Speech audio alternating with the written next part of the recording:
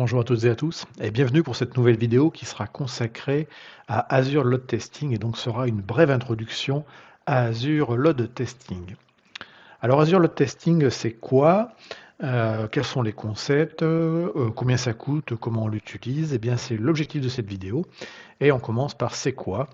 Eh bien, comme son nom l'indique, ça va être un service de test de charge qui sera un service complètement managé. Alors managé dans le sens où effectivement on va maintenir pour vous l'ensemble des composants qui vont vous permettre de faire des tests et donc vous n'avez pas à repartir de zéro, c'est-à-dire rebâtir une infrastructure complète pour pouvoir faire des tests. Donc c'est en ça que le service est un service dit managé. Donc en gros l'idée pour nous c'est de faire une abstraction de la complexité de l'infrastructure qui peut y avoir besoin pour pouvoir exécuter vos tests à l'échelle. Et effectivement, si on fait un test de charge un peu massif, on va avoir besoin d'un ensemble d'injecteurs. On va voir quel terme on utilise chez nous, mais basiquement ce sont des injecteurs. Et donc d'avoir une certaine puissance de tir pour simuler derrière, par exemple, un fort trafic sur une application web.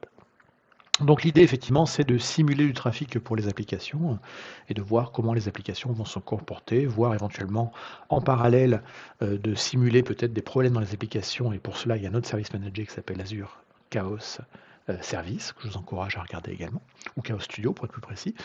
Et donc l'application que vous allez tester avec Azure Load Testing, pardon, peut être finalement hosté à peu près n'importe où. Alors n'importe où, on va dire que ça peut être une application qui est dans votre data center et qui est exposée donc publiquement sur Internet. Ça peut être une application qui est dans Azure exposée publiquement ou exposée ou non exposée publiquement et donc accessible uniquement via ce qu'on appelle des private endpoints. Donc ça sera possible également de tester ces applications-là.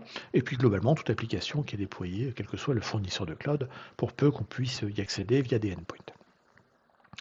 Derrière ce service, on va pouvoir faire des tests plus ou moins avancés, des scénarios plus ou moins avancés. En fait, derrière ce service managé, on a des solutions qui sont assez connues du monde du test de charge. Et en fait, on va utiliser pour cela, derrière, la technologie sous-jacente derrière, ce sera en fait l'usage de scripts de type Apache JMeter. Donc vous l'aurez compris, Azure Load Testing va s'appuyer sur JMeter pour faire l'ensemble des tests que vous allez vouloir.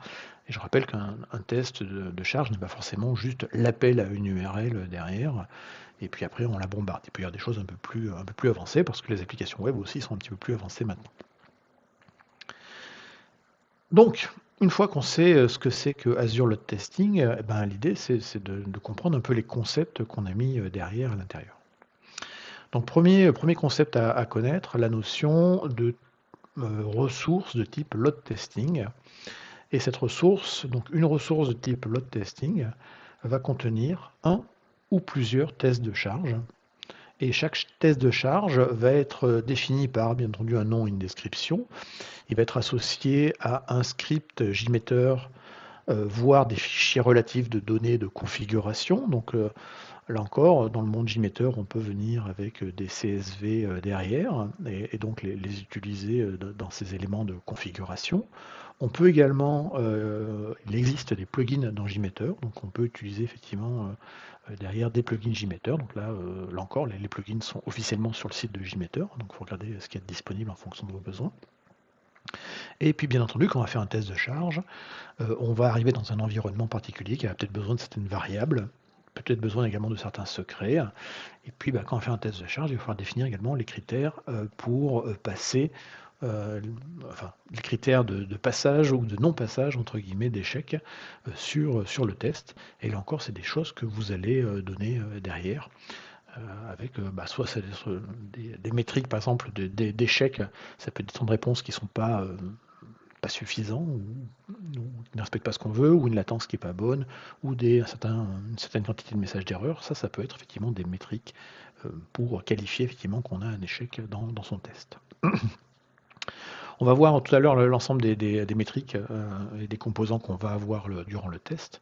Et puis un load test, donc, qui est un sous-ensemble effectivement des load testing ressources, va s'appuyer sur un ou plusieurs moteurs de test, donc des test engines, qui seront en fait en gros des instances sur lesquelles vont s'exécuter en fait les fameux tests qu'on a scriptés au préalable.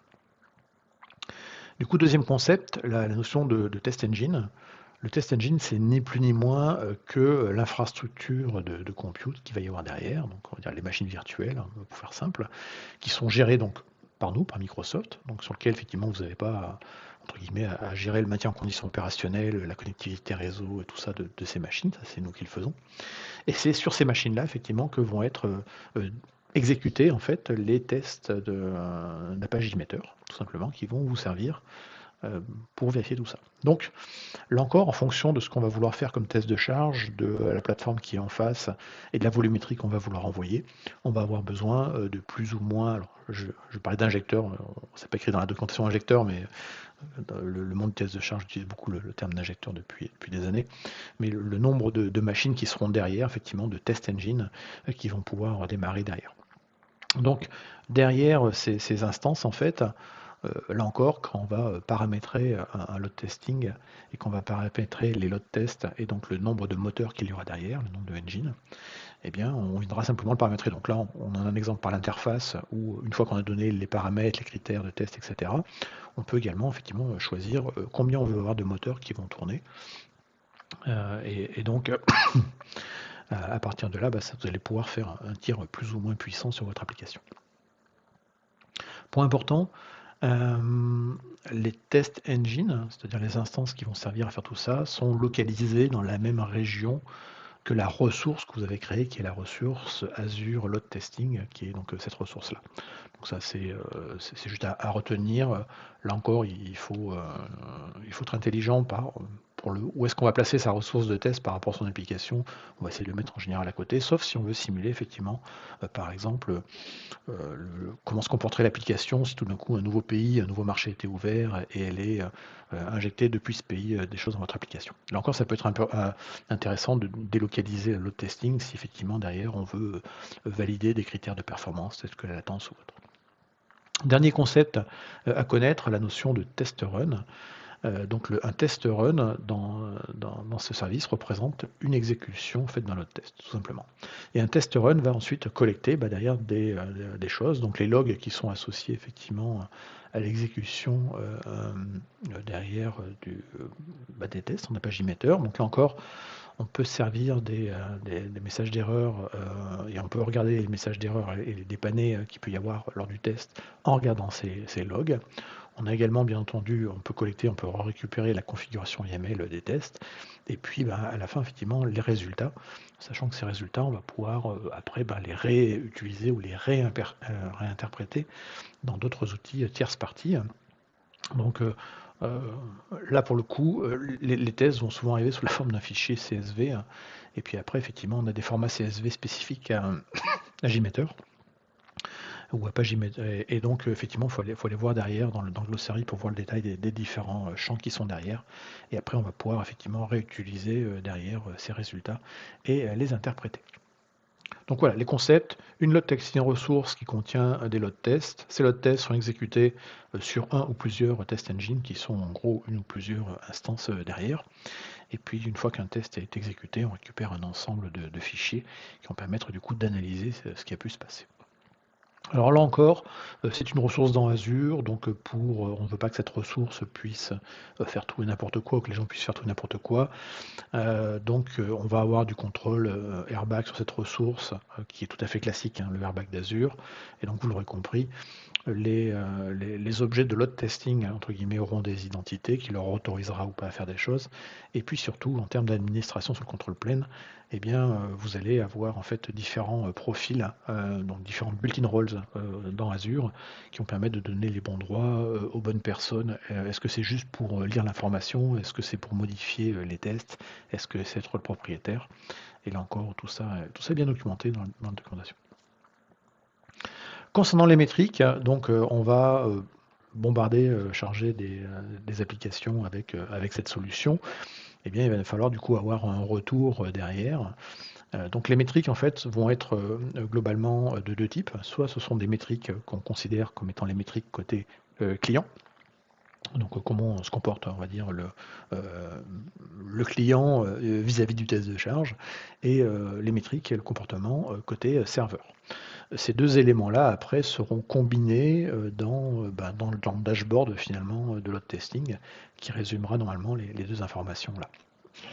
Donc globalement, la partie client-side métrique va être donc remontée par le test engine, parce qu'effectivement c'est le test engine, les instances de test engine qui vont se comporter comme étant les clients, c'est eux qui vont émettre les requêtes, hein, et donc c'est eux qui vont remonter toutes les informations derrière, et donc ils vont remonter notamment le nombre d'utilisateurs qui ont été simulés, le temps de réponse des requêtes, le nombre de requêtes par seconde qui ont pu être envoyées.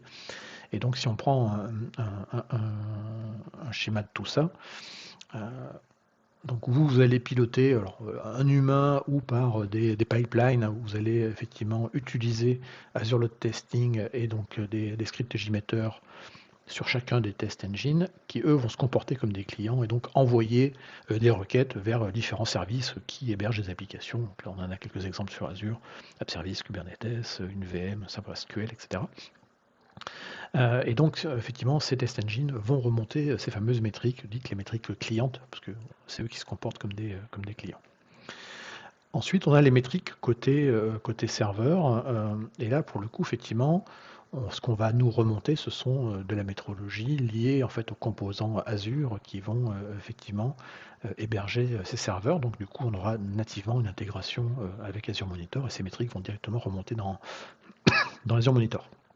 Donc, ce qui est important de voir, c'est quels sont les types de ressources Azure qu'on peut, entre guillemets, monitorer lorsqu'on fait un test Azure Load Testing. Et donc, on veut remonter tout ça dans les dashboards de load testing. La liste est déjà pas mal. Donc, on retrouve les classiques machines virtuelles, les services, on va dire, classiques d'hébergement d'API, tels que App Service, AKS, Static Web App. Et puis après, vous avez d'autres services qui, eux, vont être peut-être liés soit à la communication entre les microservices. Donc on peut avoir effectivement, par exemple, de l'Event Hub ici derrière. On peut avoir également des services liés à la partie back-end. Alors back-end sous la forme de bases de données, on a les bases de données classiques Microsoft, enfin, managées en monde open source, les bases de données de type SQL Server. On a également tout ce qui est cache, cache Redis, ça reste un back-end tout à fait valable. Et puis on a également dans les back-ends la partie compte de stockage derrière, plus les key vault et services bus, bien sûr. Voilà. Donc il y en a déjà pas mal, il est possible qu'il y en ait d'autres après. Aujourd'hui, à ma connaissance, on est encore on est début décembre 2022. Et donc on est encore en preview sur le service, mais on a déjà, avec ce type de ressources, on couvre déjà pas mal de scénarios aujourd'hui. Donc, ces métriques côté serveur, comme je l'ai dit, donc sur les différents services qui vont héberger l'application et qui donc vont remonter leurs métriques de leur côté, et eux vont les remonter Azure Monitor. Donc, métriques des injecteurs vont être envoyées effectivement dans de l'Azure Monitor, mais dans une zone particulière, remonter dans le dashboard effectivement d'Azure Load Testing. Et là encore, l'Azure Monitor va remonter les métriques liées aux services serveurs, donc les serveurs qui vont héberger l'application, et vont remonter tout ça effectivement dans le dashboard d'Azure Load Testing. Côté réseau, j'en ai parlé tout à l'heure, mais retenez effectivement que Azure Load Testing supporte le test sur des private endpoints. Donc on peut avoir une application dans Azure, mais qui n'est pas exposée publiquement, peut-être une application d'entreprise. On peut néanmoins utiliser Azure Load Testing pour l'utiliser. Donc ce support est assez récent, il est encore en preview comme le service de toute façon, parce qu'il date du mois d'août 2022. Et donc effectivement, l'idée derrière, alors, c'est d'accéder à des choses qui sont effectivement avec des endpoints dans un VNet Azure ou avec de la restriction, et on peut même générer effectivement des loads pour des services sur site qui ne sont pas accessibles, mais qui sont connectés à Azure via ExpressRoute. Voilà. Donc ça c'est important à retenir. Et en fait, effectivement, quand on regarde après la documentation est assez claire. Elle explique en fait que le service load testing va aller injecter des VM dans un VNet Azure pour pouvoir effectivement faire l'injection depuis un VNet de manière privative et sans passer par des endpoints publics. Et donc vous comprenez bien ici effectivement que les fameux test engine dont on parlait tout à l'heure, les load engine, sont en fait des machines virtuelles, sans se douter un petit peu. Voilà. Du côté intégration, alors il y a forcément une intégration, on l'a vu en fait dans le schéma qui était ici. Je vous ai parlé, alors si ça a bien chargé, voilà. Je disais que ceux qui vont déclencher entre guillemets des tests avec Azure Load Testing sont soit effectivement des humains, des ops qui vont faire ça via les interfaces, soit ça peut être des pipelines. Donc des actions qui vont être déclenchées dans des pipelines, alors soit des workflows GitHub, soit des pipelines Azure DevOps, des Azure Pipelines. Et donc du coup, au niveau CI/CD, côté Azure DevOps, sur les pipelines, il existe, donc c'est documenté, il y a des exemples pour tester tout ça. Et donc vous avez derrière effectivement en fait des tâches qui vont exister. Donc on va sélectionner le repo, et ensuite dans le pipeline, en fait, il va y avoir effectivement, vous allez faire passer vos paramètres liés à Azure derrière, et donc il y aura un ensemble de tâches, voilà, je viens de la retrouver, qui s'appelle donc, on a déjà des tasks toutes faites, qui s'appellent Azure Load Testing, dans lequel on fait passer effectivement comment se connecter à l'abonnement Azure, quel est le fichier de test de charge, sur quelles ressources on va faire ça, et les load testing ressources. Et donc là, ensuite, on fait passer ces variables d'environnement derrière. Donc ça, c'est documenté, il y a des exemples. Il ne faut pas hésiter à les tester derrière. Ça, c'est quand on est dans le monde Azure DevOps. Quand on est dans le monde GitHub, eh bien, du coup, il y a une GitHub Action spécifique qui a été définie. Donc, une GitHub Action pour Azure Load Testing. Et derrière, après, vous avez tout le détail pour l'utiliser. Donc là encore, on se doute bien que l'action pour pouvoir être utilisable va demander des credentials, donc un Service Principal Azure, qu'on a ici, c'est documenté. On va affecter effectivement ensuite à cette identité le droit de faire des choses sur le test. Et puis ensuite, eh bien, l'action de load testing, on va lui faire passer les informations, comme on les a fait passer tout à l'heure sur la partie pipeline Azure. Donc là, elle s'appelle effectivement Azure Load Testing, testing V1. Et là, vous avez un exemple ici. Voilà. Là, vous avez un workflow, un exemple de workflow pour lancer tout ça, alors qui est relativement simple, dans GitHub. Donc là, il va tourner sur un runner public GitHub. Vous avez le checkout, qu'on a toujours dans la plupart des pipelines. La connexion à Azure, avec une action Azure tout à fait classique qu'on utilise dès qu'on va faire des opérations dans Azure. Et ensuite, effectivement, l'appel de la GitHub Action, qui est load testing, ici. Au passage, il existe une extension VS Code qui a été créée pour Azure Load Testing, qui est censée aider finalement les développeurs, les testeurs directement depuis leur outil derrière. Alors, je ne l'ai pas encore testé. Elle est assez récente. Elle a été créée en 2021, fin 2021. Elle a été mise à jour il n'y a pas très longtemps. Parce que vous voyez, aujourd'hui, on est début décembre 2022. Et le 22 novembre 2022, il y a eu quelques mises à jour dessus. Donc, c'est plutôt bon signe. Ça veut dire qu'elle est là pour être utilisée. Autre chose, effectivement, les résultats, j'en ai pas tout à l'heure, on peut les exporter vers des tierces parties. Ce sera le format CSV, mais après, effectivement, les tierces parties qui connaissent le format JMeter vont pouvoir derrière le faire. Pour déployer de l'Azure Load Testing, on va le faire soit par le portail d'Azure, et donc effectivement, on crée une nouvelle ressource de type Azure Load Testing, rien d'extraordinaire derrière. Les quelques informations demandées, en gros, c'est quel abonnement, quelle ressource groupe, quel nom pour cette ressource, et puis après une localisation derrière. Il n'y a pas grand chose de plus à dire, et ensuite une fois qu'on a en fait une fois qu'on a sa ressource load testing créée, eh bien il va falloir la remplir, et c'est là où vous allez pouvoir en fait commencer du coup à créer des nouveaux tests, etc. Point intéressant au passage, vous avez un quick start qui existe, qui s'appelle le quick test. Donc en gros, vous donnez même pas en fait une URL, enfin vous ne donnez même pas un script JMeter, pardon, vous donnez simplement une URL, Et là, à ce moment-là, vous allez simplement bombarder une URL précise. Donc, ce n'est pas le test le plus représentatif, mais ça permet rapidement au moins de tester comment fonctionne le service. Et après, généralement, quand on veut faire des vrais tests qui sont bien propres, c'est là où effectivement on va mettre des scripts JMeter. Mais de base, vous pouvez faire un petit test très simple avec une page web, etc. Et lancer le test ici avec le quick test. Il n'y a pas, à ma connaissance aujourd'hui, alors ce sera prévu, mais je n'ai pas vu les commandes d'Azure CLI ni de PowerShell pour pouvoir faire ces opérations-là. Les API REST, par contre, là, il n'y a pas de souci. Donc, de toute façon, tout est disponible en API REST. Et donc, vous allez pouvoir, du coup, préparer derrière l'ensemble de vos opérations en REST. Donc, le reste va être intéressant parce qu'aujourd'hui, si on regarde du côté Terraform, il n'y a pas grand-chose. Il y a cette ressource-là qui existe, mais pour moi, à part créer l'enveloppe de base, effectivement, et là, effectivement, on va créer un Azure Load Testing qui sera l'enveloppe générale du service, mais il n'y a pas les tests à l'intérieur, il n'y a rien d'autre qui a été aujourd'hui packagé à ma connaissance. Donc, du coup, on peut le revérifier, mais ouais, pour l'instant, il n'y a pas grand-chose d'autre de disponible. Donc ça fait que le début du travail, qui n'est pas la partie la plus compliquée qu'on a vu par l'assistant.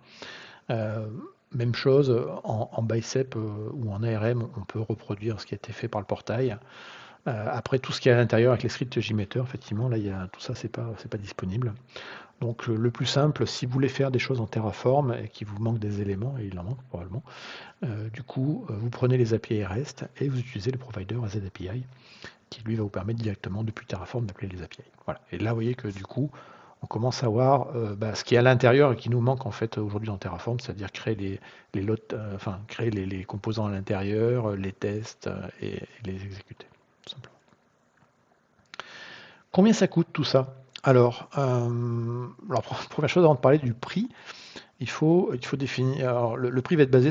Alors, on va commencer par ici par ce qu'on appelle les virtual user hours. Alors, si on prend le load testing ressource, de base, pour chaque testing ressource, ça vous inclut 50 VUH, 50 virtual user hours par mois. Et ensuite, toutes celles supplémentaires qu'on va utiliser, effectivement, vont être facturées. Donc, quand on regarde le tarif, donc là je me suis mis ici, on va dire, voilà, par exemple, pour une load testing ressource, ça va coûter ici un peu moins de 10 € par mois et ça inclut ces 50 virtual user hours. Et puis après, quand on va avoir besoin de plus de virtual user hours, eh bien, les prix sont indiqués ici pour chaque virtual user hour additionnel. Maintenant que j'ai dit ça, qu'est-ce que c'est qu'un virtual user hours? Eh bien, tel que défini, alors c'est pas ici, c'est un peu plus bas, voilà.